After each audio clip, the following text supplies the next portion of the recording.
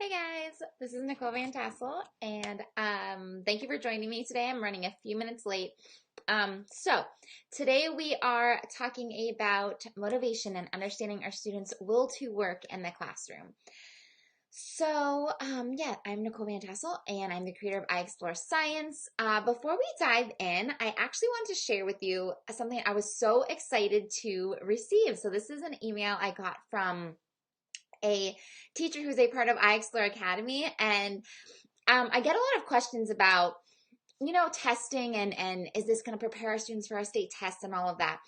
And so this email that I got from one of our teachers, she said that she is so thrilled that this year she got her tests back, and or they're both through a unit and they're going through their tests, whatever, I don't know. And the test and the formative assessment data that she's using for this. And this is the same kind of things that she's been using in previous years.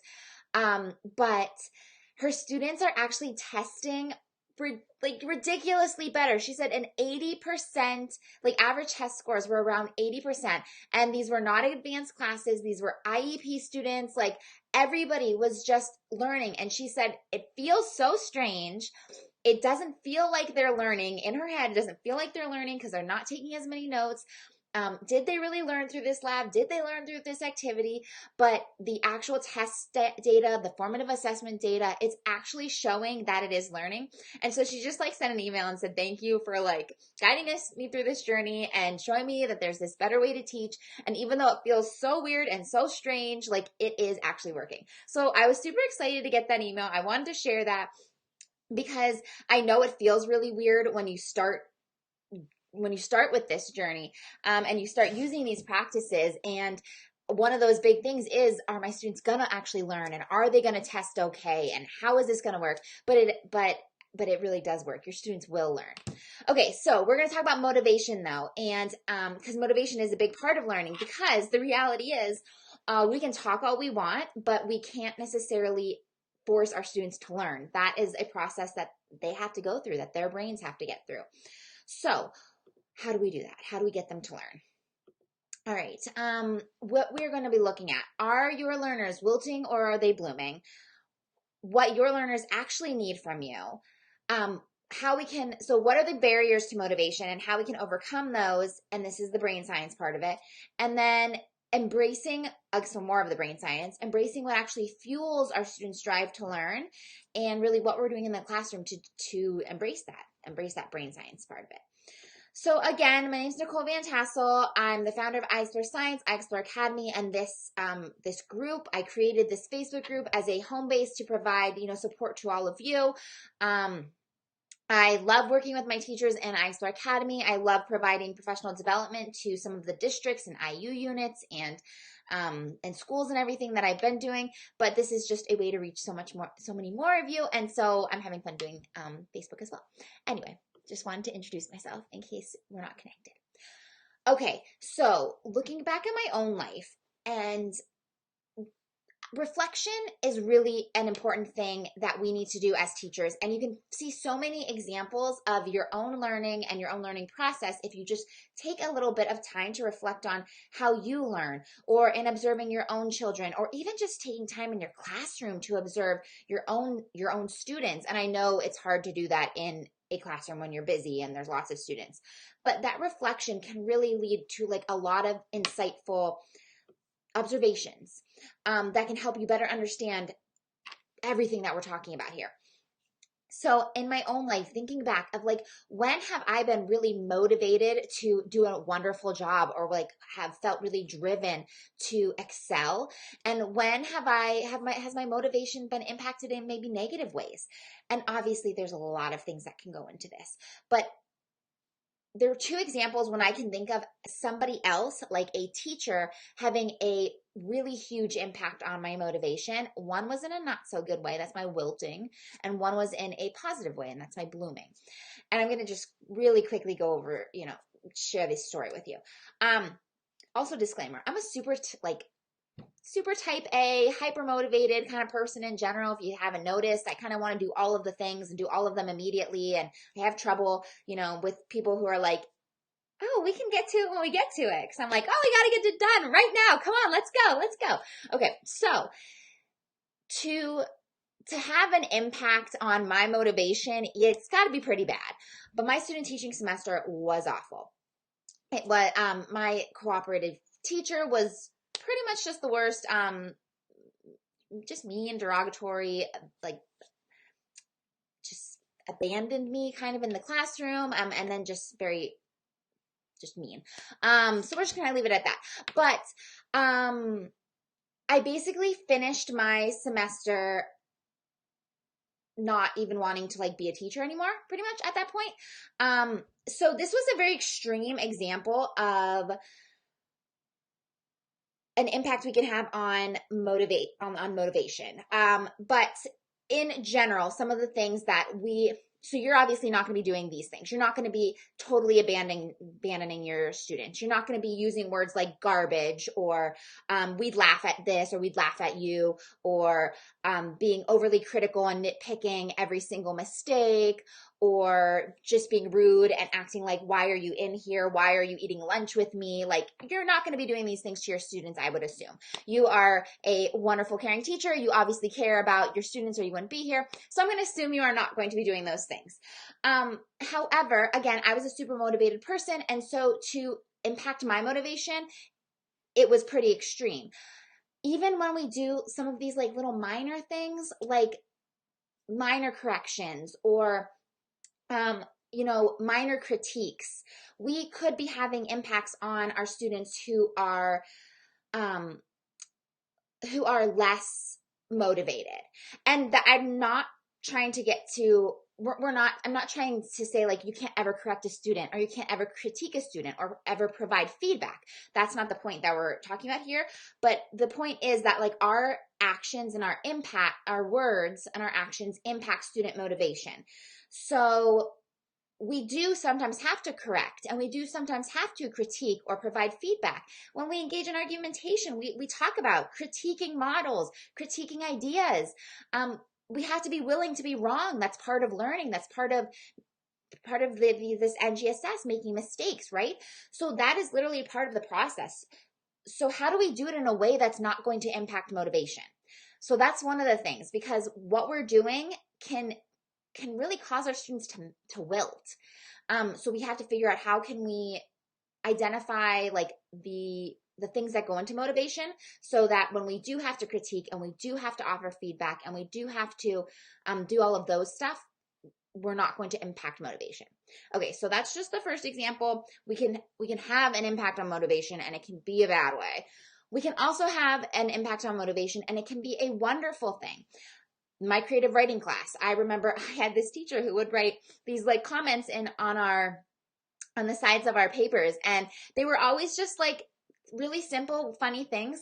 But every time she wrote something, and sometimes I would not even mean to do what she would write something, and I'm like, I didn't even know I did that. I didn't do it on purpose. But as soon as she wrote it, I'd be like, oh my goodness, I need to do that every single time. I'm going to do it again. Like those just little acknowledgments, those little positive feedback, like when she wrote the good things, it made me want to do those good things more. In the same way, when I was teaching in North Carolina, I mentioned like a student paused at a comma, and I don't even know why I said this, but I was like, thanks for pausing at that comma. It was so silly. I really don't even know what made me say that. But I said, thank you for pausing at that comma. And literally the rest of the class, there were these exaggerated pauses at commas from everybody. So our students want to be acknowledged. They want to be valued. They want to be heard. So we can have these positive impacts on our students' motivation and their will to work and their willingness to work and their willingness to put that effort in with our actions and our words as well. So we can help our students to wilt. We don't want to do that. Or we can help our students to bloom, and we do want to do that. So what do we really need to do? In an NGSS class, and this slide might look familiar if you participated in How to Anchor, bringing relevant science to your NGSS classroom. This is a mini course that is inside iExplore Academy. If anybody's interested in taking it, you can join iExplore Academy and access it like on demand anytime. But warm demanders are teachers who are, and this is in the words of the author, Lisa Delpit, they expect a great deal from their students. So they hold their students to very high expectations, but they are warm in their relationships with their students. So they convince so their words are, expect a great deal of their students, convince them of their own brilliance, and help them to reach their potential in a disciplined and structured environment. So you can have there's different levels of demanding this. We have people who are all relationships, and then there's no like rigor, there's no demandingness. We don't want that. We have people who are all demanding and there's no warmth to that. There's no relationship. We don't want that. We want this balance where I'm going to ask you to do really hard things, but I'm going to be here for you and I'm going to support you in that and I'm going to help you do it. So a warm demander, we believe that your students can do it.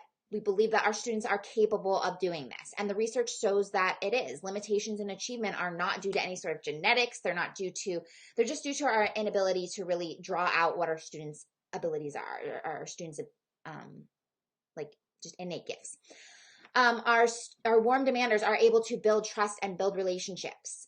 They know that learning starts with trust. Our warm demanders require our students to step up and be self-disciplined and behave in ways that are conducive to learning, not because you have to comply because I told you so, but because we have high standards and we are all learning together. And this is a place where we respect each other's learning, and we have to have self-discipline in order to do that. And that means, self-discipline to get your work done, but also self-discipline that you're not interrupting the work of others. And then it's that whole embracing failure. Like, hey, we're going to do really hard things and there's going to be failure. There's going to be mistakes, but we're going to do it together and we are going to grow together. And this is going to be great. And it's awesome. So it's good. So we want to be warm demanders, and warm demanders create these environments where motivation can grow. And this is kind of where the science is coming in right now, the brain science part. So this is my first day of school, way back when I started teaching.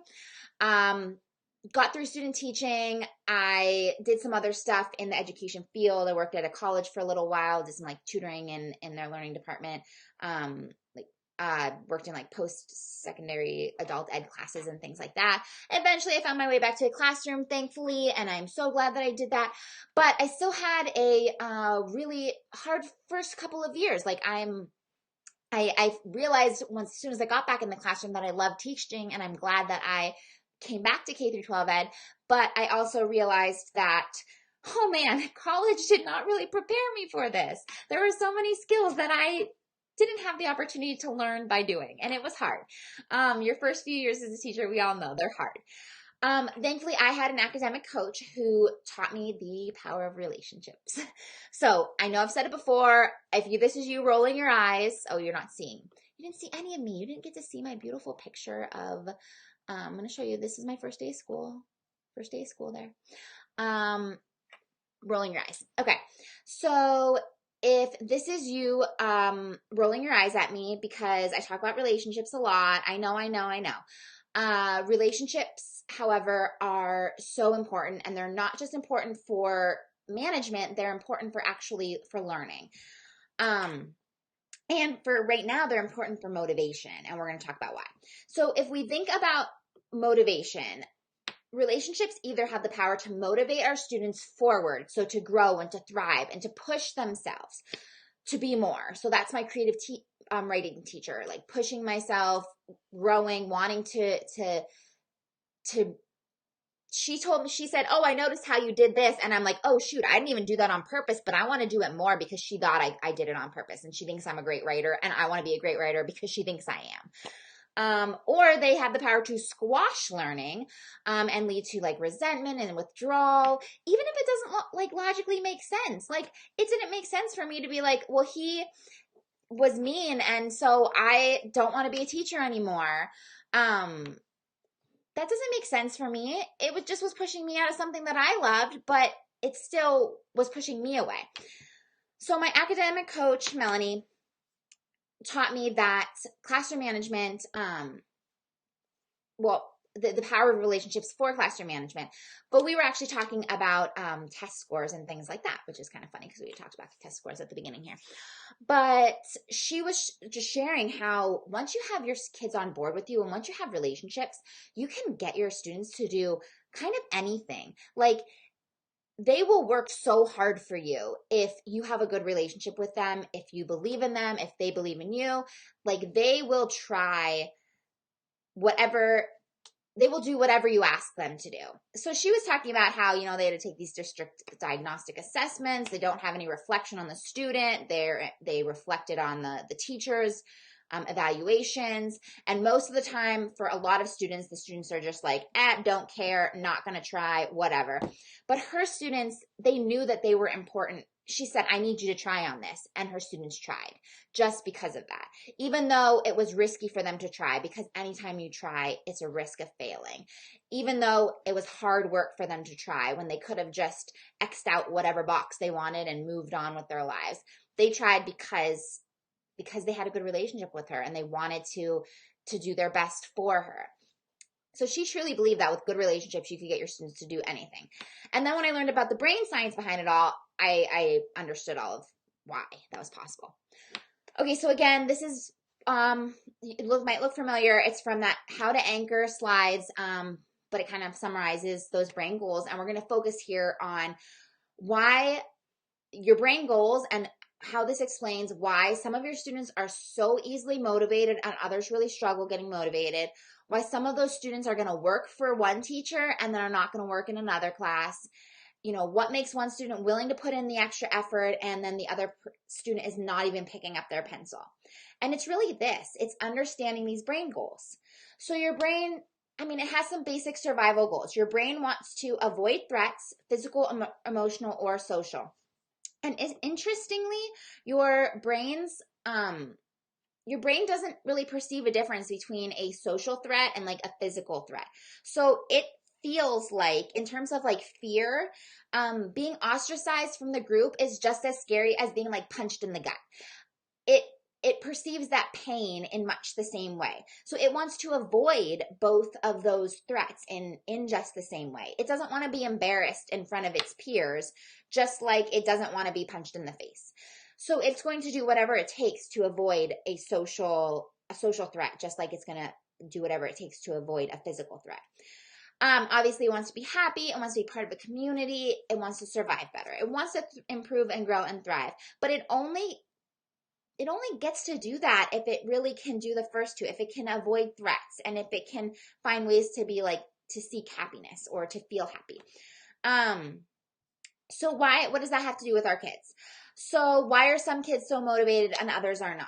Well, if an activity is perceived as a threat, your students are not going to do it. So for some students, some activities are an opportunity to shine. They know that they're going to do well in that activity. They're confident that they're going to succeed. And it's a no-brainer. Of course, I'm going to pick up my pencil and do that activity because I know I'm going to do well in it. I'm going to show off in it. I'm going to be the star of that activity. Of course, I'm going to do it.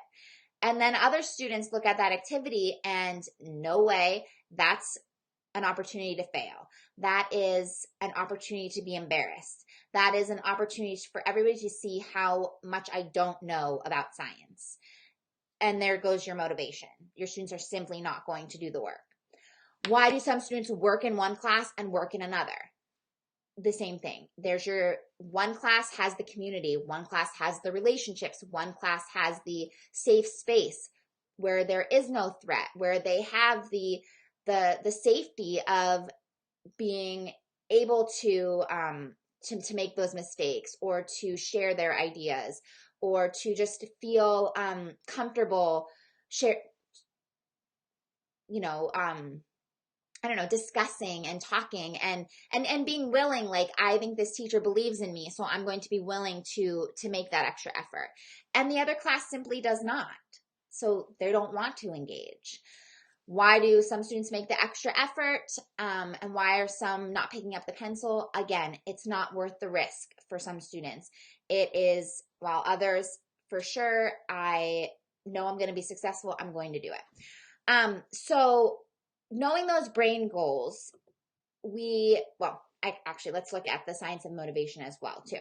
So when we look at actually the science behind motivation, so when we are given like a task, our brain releases dopamine that is what actually like drives us to do the task. So we can either be motivated by rewards or punishment. So like trying to avoid punishment or like moving away from punishment or moving toward a reward. These are different ways to look at like what motivates us. Or we can think of it as like intrinsic, extrinsic. Intrinsic is like coming from within. Extrinsic is being prompted to act by like something outside of us. So in our classroom, we often use like extrinsic motivation, candies, grades. Sometimes these are like those rewards, those tangible objects. Praise is kind of like a grade. A sense of accomplishment, however, is like an intrinsic reward.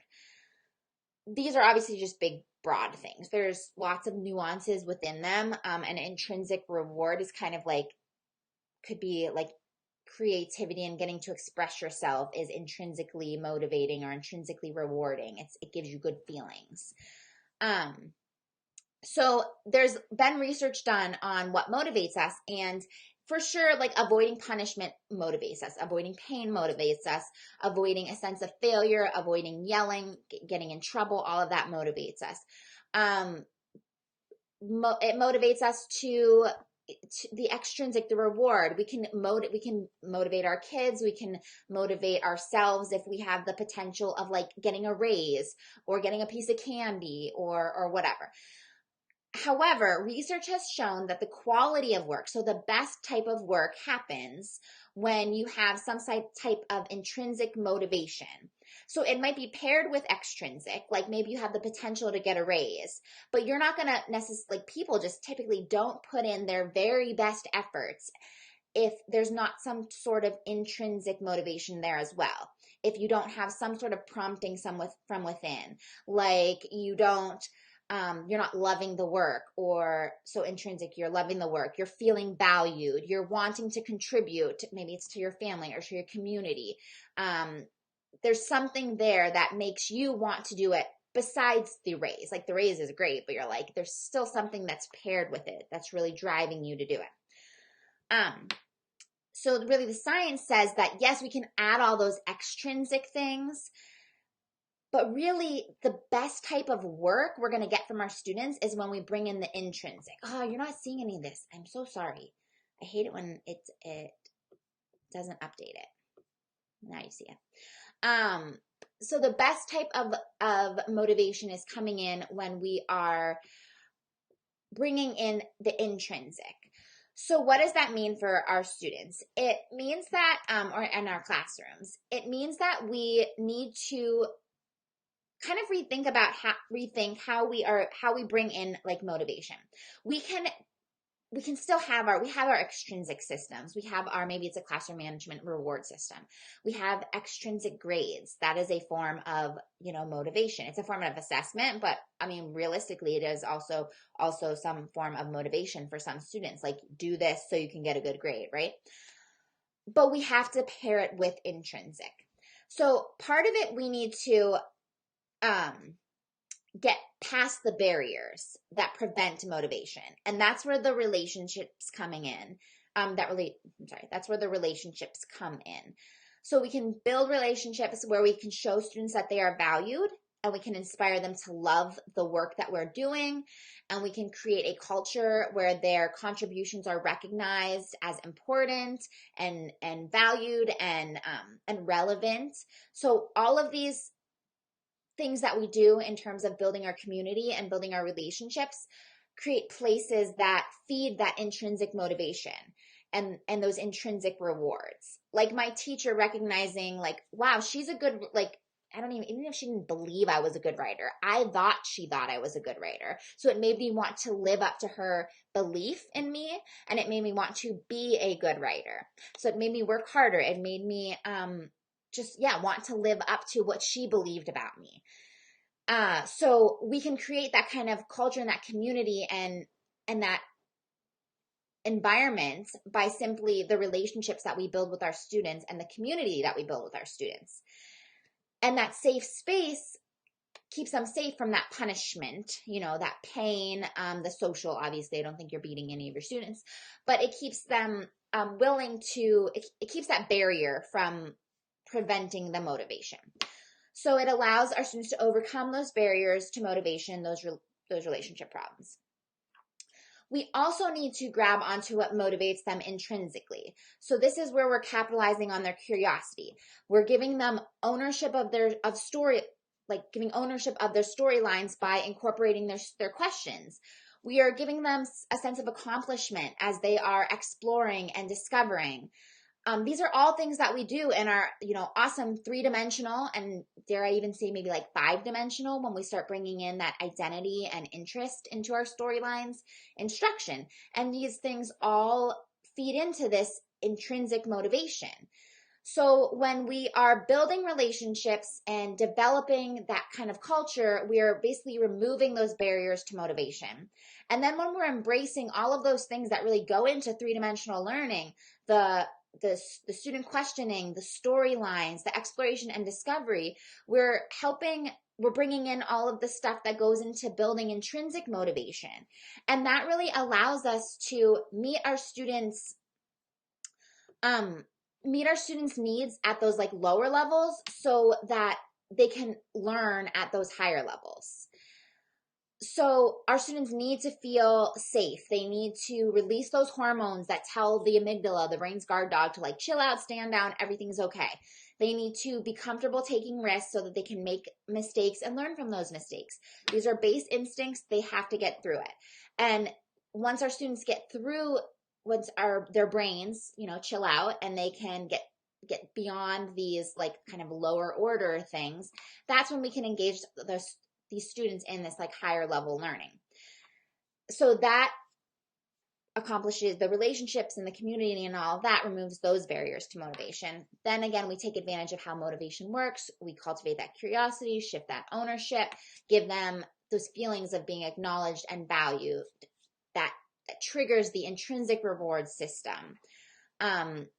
We build confidence and deliver those moments, those aha moments during our exploration and discovery activities. And I actually found there was research that said that when we have those aha moments, our brains actually release dopamine, which is the same chemical that's released during like sex and eating and monetary rewards. So like literally that same like chemical is released when we have those aha moments. So when we can give those moments to our students, we're like, their brains are giving them a reward right then and there. So we can create those moments for them, and that's an intrinsic reward, and that's going to just grow on itself and give them further reason, like it's just going to amplify, or like it's a feedback system for their motivation, because it's like, oh, I loved that aha moment, I want to do that again, and it continues. And I know like none of this is easy, and I know it's easier said than done. And I also know some of you might be thinking like, okay, that's all great, but like this is not the year for it, right? This year's crazy. This is not the year for it. But if anything, this is the year for it. This is the year to change things up. This is the year to like let go of those old ideas that just weren't working. They weren't working before. They weren't working for our students. They weren't working for our school system. We were rushing through curriculum. We were barely covering stuff. We were stressed out trying to check off all the facts. It just wasn't working. So why not try something different? If you're going to try anything different, this is the year you can at least blame it on COVID. Like if it doesn't work, you can say, oh, it didn't work because of COVID. Just blame it on COVID. But anyway, so this is the year though that we really do need to consider embracing new ways of doing things. And especially if that new way, it's not even a new way, it's an old way. It's been around forever. It's called constructivism. And it has the potential to better meet your students' needs, better meet your needs, because when you have happier students, when you have students who are learning, when you have students who are engaged, you're happier, you're feeling accomplished, you're feeling like you are the teacher you are supposed to be and not the drill master that like nobody wants to be. So anyway, I know it's not easy, and it's easier said than done, but if anything, this is the year for it. And again, if it sucks, just blame it on COVID. But again, I know it's not easy. I would, however, love to guide you through the process. I know it is hard making the transition. Even if you're like, yes, I want to do it, it is hard making the transition. We're literally changing our identities. It's breaking habits. It's embracing new ways of thinking. It's hard. And it does take time, and it's a step-by-step process. So if you want help on your journey, I'm here for you. There's a couple ways that you can get some help. There's Kickstart AHA. It's an intro to the NGSS mini course. It's delivered right to your inbox, and it's just looking at how we can like implement these storylines, phenomena, exploration and discovery in your lessons and in your classroom. If you're really ready for like totally rethinking how you want to approach your classroom and your instruction, exploration, discovery, all of that, iExplore Academy is there for you. It's full of workshops and trainings that you can access on demand, community coaching calls, private online community, and then monthly teacher toolbox resources. All of these things combined are going to give you the support you need to actually implement three-dimensional learning in your classroom in whatever form it looks like today, whether it's in class or hybrid or online or whatever. And if you have any questions about iExplore Academy, just please reach out and, drop a note below, send me a message. We can chat, we can talk about funding, anything like that. And of course, I would love to work with your school or your district. So connect me with whoever makes decisions, and we can talk about how I can work with your teachers to help you transform your curriculum and your instruction to kind of adopt this three-dimensional, maybe five-dimensional